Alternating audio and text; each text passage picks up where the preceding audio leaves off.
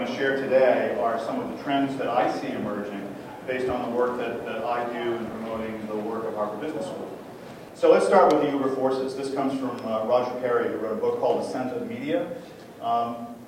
These are sort of the things that I see as the backdrop that always affect marketing and always affect what we do, but we have to be conscious of these things and how they affect us as we think about marketing strategy.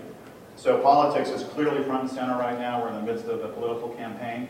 We're in a time where I think a lot of people think government is broken. There's a lot of sort of disaffected youth. We saw the Occupy movement last year. This provides, this obviously has an impact on the way people think about their buying choices. There's also a real move right now where, women have started to take over the consumer role away from men. The economy is shifting in such a way that a lot of the buying power is shifting to women. This is an article that was the cover story in the Atlantic last year called The End of Men. This same author also wrote a book about the end of men. So, if you're a guy, you need to feel maybe a little bit uncomfortable about this, but women should feel great about it. Globalization is another really important thing. We talk about it all the time. This is a word that people use. I'm going to break this microphone before the end of the session. Everything has to be all-inclusive. So globalization means we have to be considerate of all cultures, ethnicities, all those kinds of things. It's easy to say that. It's hard to do it, and it's easy to get tripped up over it. We have to be 24 by 7 by 365. Again, it's easy to say, but when I'm scheduling a conference with my colleagues in Mumbai, I have to be thoughtful about what time of the day I'm doing that, because I don't expect them to get on the phone at 3 o'clock in the afternoon Eastern Standard Time. What does it mean to be an organization that supports global activities? Another consideration. And of course, this consumer shift that I talked about is very real. If you look at the buying power, consumer buying power globally, the United States has started to drop off, and the emerging markets, Brazil, Russia, China, India, those markets are starting to take over the bulk of the consumer activity in the world. And women, again, are kind of leading that charge.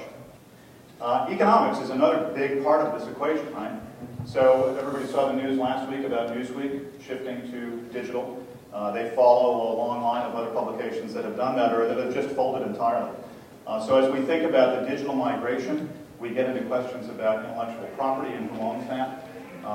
We look at, we start to get into new revenue models, because clearly, if you're in the print ad business, anybody here in the media buying business, you would know firsthand how much this has shifted. Print advertising has dropped off, digital advertising has picked up, and continues to pick up really significantly. And then last but not least, technology. We know that technology is driving a lot of this. I think it's really easy to get lost in that and to get enamored with the technology. At the end of the day, though, if we take all these contextual things and we put them sort of to the side, the job of marketers is pretty simple. We're here to tell stories.